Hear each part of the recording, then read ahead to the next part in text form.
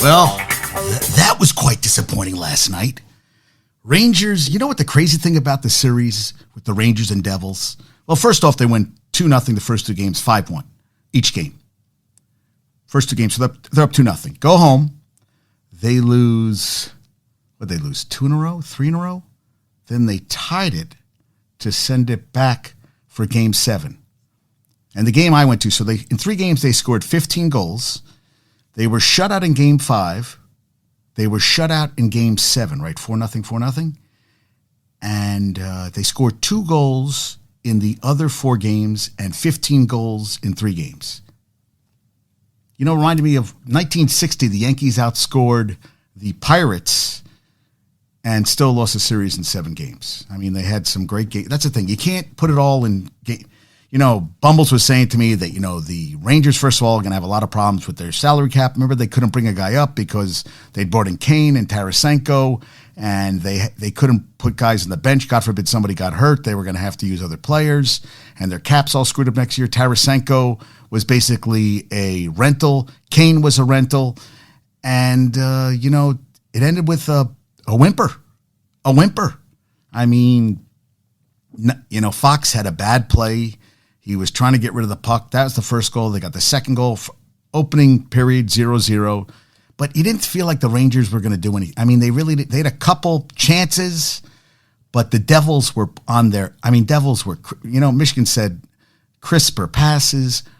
They were moving faster. They were more aggressive. They were controlling they were keeping things in the Rangers side of the, you know, and it was domination. I really never, even 1-0. I wonder if you felt, okay, 1-0, then 2-0, it was over. I mean, you didn't think, I said, well, they'll get I even said to her, I said, in the third period, they should make it into 5 4-minute periods. And then all of a sudden there's like 12 minutes left, then there's 8, and you're like, no. And then they, you know, took out the goalie. They got an empty netter at the end, and even trolled it at the end where, you know, Liam Neeson said, there's no quit in New York. Well, it seemed like there was some quit. Ari was not happy at all. He said there was a lot of quit in the team. Bumble said, you know, Bumbles is an Islander fan, so of course he's going to say something. He said, you know, they choked. Did they choke? You know, the Devils came in as, you know, they're the most wins, most points in a season. They had home ice advantage. Was it a choke? Yeah, I guess we all expected more. You know, Kreider playing in his 10th, Ari sent me that one, his 10th game 7, which was, you know, crazy. I mean, he's played in 10 game 7s. And he's played in more game 7s than some teams. So, yeah, number game 7s in 2012. Chris Kreider, 10. Bruins and Capitals, 8. Lightning, 6. Ducks, Leafs, Kings, Sharks, and Penguins, 5. His 10th game 7. And it was the first, and Schmidt had his second shutout of the series. He won 4 or 5 games. He was in the net, and it was the first time since Carey Price in 15 years, 2008 for Montreal in the quarterfinal round, that a rookie had a shutout in a game 7. Schmidt got it done. I mean, now they play the Canes, and anything's possible. I was going to put up a pic. I'm friends through Lancome, I'm friends with Joe, who was painted, but that was a couple years ago, and he said also he's a lot thinner now. And I said, well, hey, you got to do another picture. I'll put it up. So I put Putty up. Yeah. So Neeson was saying there was no quit. And then Putty answered the phone. He goes, I think you have the wrong number. So they were trolling I thought it was pretty funny. You know, Michigan is not happy. She's really pissed off. She was pissed the whole game. But, you know, I mean, I feel bad for her. I feel like, you know, especially that tease, you know, game 6, we went to 5-2, and they came back from a goal down, and then they just took over the 5 straight goals. And you were like, all right. So they got a shot, and Shesterkin, I guess, you know, if they didn't have him, they would have scored 8 goals. So next year, at least you have Shesterkin, Kane, Tarasenko.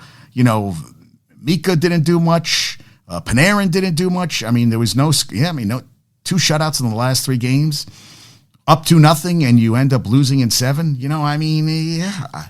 I was talking to Ethan. Ethan's really pissed off. You know, it wasn't a good day. It hasn't been a good couple days. Knicks lost on Sunday. Rangers lost yesterday.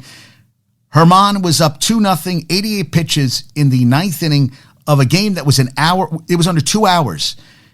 They take him out. Holmes can't get it out. Bases loaded. Peralta lets in the winning run. They lose 3-2. And but why do these managers, 88 pitches, we got to take, why? If he's dominating, let him finish the fucking game. So you have that happen last night. I mean, they're 15-15. They're in last place because Verdugo for the Sox hit his third walk-off home run of the season, and the Red Sox beat the Blue Jays. So the Yankees are 15-15. They are in last place in the AL East. At least Bader's coming off the IL today. They send Franchy Cordero, they send him down to Triple-A. So you have Bader coming back, but they put Judge on the 10-day IL, and at least you have Garrett Cole pitching today. Okay? But Herman, you just saw the look on his face like, okay, I'm leaving with a 2-0 lead. I was pitching great. And Boone decides, that's the thing I have to do. And I'll tell you, Ethan said, I'm done. Ethan said, you know what? I'm tired of this shit. Ethan puts his Yankee recap on Instagram. It's fantastic. It's very detailed oriented. And yeah, I agree. You're up 2-0. Herman's pitching. He's lights out. Why take him out? Oh, because what? You're afraid he got 100 pitches? Yesterday, Strider got the win for them against the Mets. He went over 100 pitches in the fourth inning. They kept him in. 88 pitches, and the guy's they can't hit anything off of him. And then Herman, going for his third win of the season, gets nothing. Yeah, it's not good. So you have the Rangers lose yesterday, Knicks, and then they're talking about Jimmy Butler, that, he might not play. You want to hear about Jimmy Butler? You want to hear this is why when you think about Jimmy Butler. So Jimmy Butler, that this is on Instagram. This is from ESPN and SportsCenter. Age 13, his mother kicked him out of the house at 13. 13, kicked him out of the house. He had no parents to turn to, no place to call home, and no money in his pocket. He is 13 years old. A 13-year-old shouldn't be out on his own.